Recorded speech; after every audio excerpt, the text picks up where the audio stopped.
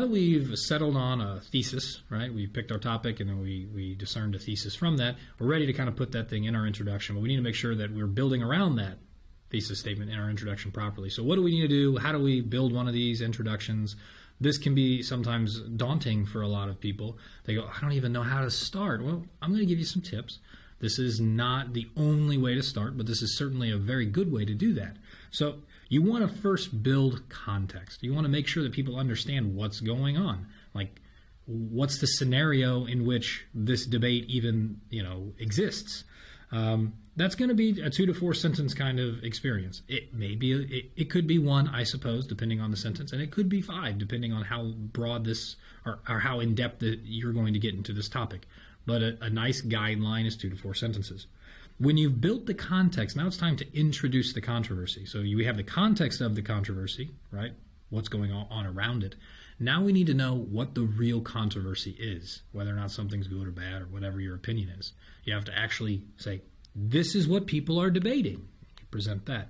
After you've done that, which it takes about 2 or 3 sentences to do, you're going to provide your thesis statement. It really does belong in the later part of a paragraph of your introduction.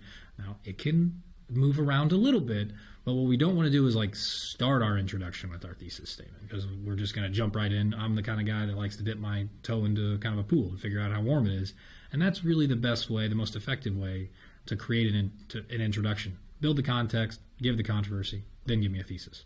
So let's see this in action, right? Because you're always asking, that's great, what does it look like? So let's take a look at this.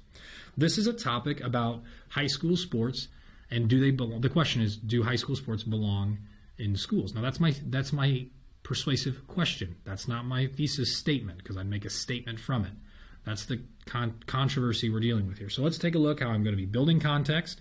Then I'm going to identify the controversy and introduce it, and then I'm going to state the thesis. So, American culture is obsessed with sports.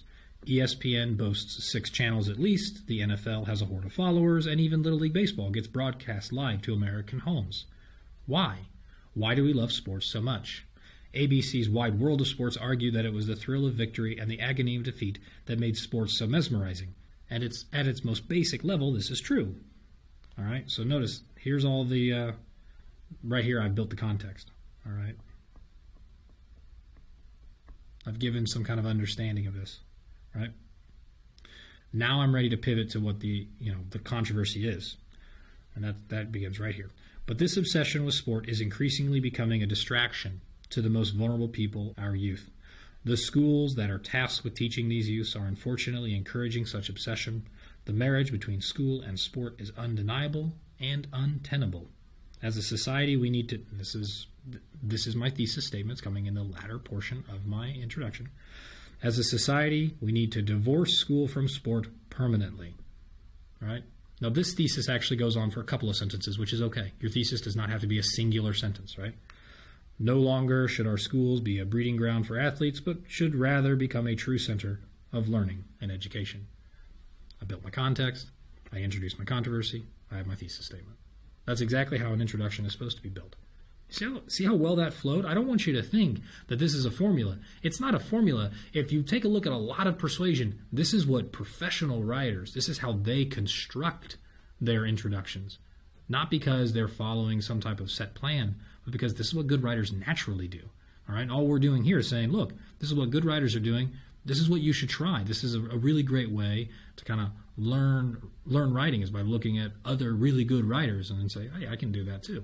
So that's what I did here. I just followed kind of what good writers that I've seen do, and I replicated it here with an introduction that begins with context, goes, and then it introduces the controversy, and then finishes up with our thesis statement.